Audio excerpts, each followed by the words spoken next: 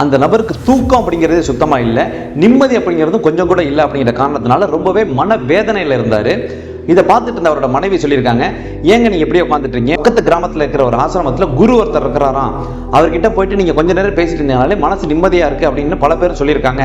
சொன்ன உடனே அன்னைக்கு ஈவினிங்கே போயிட்டு அந்த குருவை சந்திச்சு எல்லா விஷயத்தையும் சொல்லியிருக்காரு. குரு சொல்லியிருக்காரு, உங்களோட நிலைமை எனக்கு என்னன்னு புரியுது, முதல்ல வாங்க சாப்பிடலாம் அப்படின்னு தடப்படலான நல்ல ஒரு சாப்பாடை சாப்பிட்டு முடிச்சிருக்காங்க. அவர் சாப்பிட்டு முடிச்ச உடனே அவர் தூங்குறதுக்குன்னு ஒரு இடம் அந்த இடத்துல தயார் செய்யப்பட்டிருந்துச்சு.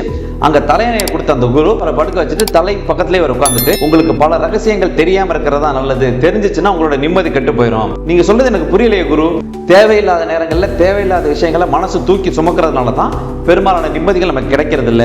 இப்போ நீங்க சொல்றது எனக்கு புரியல குருன்னு இருக்காரு. சரி, உங்களுக்கு ஒரு கதை சொல்றேன். ஒரு ரயில் ஒன்று புறப்பட்டு கொஞ்சம் மெதுவாக போயிட்டு இருந்திருக்கு. ஒரு நபர் வேகமாக தலையில் மூட்டையோடு ஏறி வந்து அவர் ஒரு இடத்துல பார்த்து உட்காந்துருக்காரு. உட்காந்தவர் கொஞ்சம் தூரம் ரயில் போயிட்டே இருந்திருக்கு, இருந்தாலும் தலையில் வச்சிருந்த அந்த மூட்டையை கீழே இறக்கி வைக்கவே இல்லை. எதிரில் இந்த நபர் கேட்டிருக்காரு, ஏங்க அந்த மூட்டையை இறக்கி வைக்க வேண்டியதானே? இல்லை, ரயில் என்னை மட்டும் சுமந்தா போதும், என்னோட சுமையை நானே சுமந்துக்குவேன் அப்படின்னோடனே படுத்திருந்த அந்த நபர் ரொம்ப பலமா சிரிச்சிருக்காரு. என்ன குருவே, தலையில இருக்கிற மூட்டையை கீழே இறக்கி வச்சுட்டு இறங்கும் போது தலையில தூக்கி வச்சுட்டு போயிருக்க வேண்டியதானே, எதுக்கு இவன் தேவையில்லாம தூக்கி சுமந்துட்டு இருந்திருக்கான், யார் அந்த பைத்தியக்காரன் அப்படின்னு அவர் கேட்டு சிரிச்சிருக்காரு. நீங்க தான். என்ன குருவை சொல்றீங்க? நீங்க என்கிட்ட பேசிட்டு இருக்கிறத வச்சு நான் தெரிஞ்சுக்கிட்ட விஷயம் என்ன அப்படின்னா, நீங்களும் அந்த நபர் தலையில மூட்டையை தூக்கி வச்சிட்டு இருக்க மாதிரி உங்களுக்குள்ள தேவையில்லாத எண்ணங்களையும் நீங்க மனசுக்குள்ள தூக்கி வச்சுக்கிட்டு இருக்கீங்க. அதுவும் குறிப்பா நீங்க தூங்க போகும்போது தான் இந்த விஷயங்கள் எல்லாத்தையுமே நினைச்சு பாக்குறீங்க. அதனாலதான் உங்களுக்கு பெரும்பாலும் தூக்கமே வர மாட்டேங்குது, நிம்மதி அப்படிங்கிறதே உங்களுக்கு இல்லை அப்படின்னோன்னு இந்த நபர் நினைச்சு பார்த்திருக்காரு. உண்மைதான், நம்ம தூங்க போகும்போது மட்டும்தான் ஏகப்பட்ட பிரச்சனைகள் என்னென்னங்கிறது நமக்கு யோசிக்க ஆரம்பிப்போம். அப்பதான் நமக்கு தூக்கம் வராமல் போயிடும், நம்மளுடைய நிம்மதியும் கெட்டு போயிடும். சரிதான் நீங்க சொல்றது அப்படின்னு தலையாட்டி இருக்காரு. தூங்க வச்சுட்டு குரு போயிட்டாரு. அடுத்த நாள் காலைல வர வரைக்கும் அவர் நல்லா தூங்கி இருக்காரு. காலைல வந்து குரு எழுப்பி இருக்காரு. விடிஞ்சதே தெரியாத அளவுக்கு தூங்கி இருக்கேன் குருவே. அந்த நபர் பயன்படுத்திட்டு இருந்த அந்த தலையணை எடுத்திருக்காரு. கீழே ஒரு தேல் ஒன்று இருந்திருக்கு.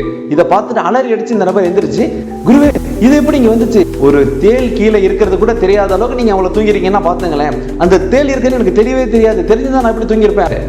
அதான் தேல் அப்படிங்கிறது ரகசியம். அந்த ரகசியம் உங்களுக்கு தெரியாம இருக்கிறதுனால தான் உங்களால நிம்மதியா இருக்க முடிஞ்சுச்சு. எல்லாத்தையும் தெரிஞ்சுக்கணும் அப்படிங்கிற மாதிரி போயிட்டு தேவையில்லாத மன கஷ்டத்துக்கு ஆளாகாதீங்க அப்படின்னோட தான் இவருக்கு புரிஞ்சிருக்கு.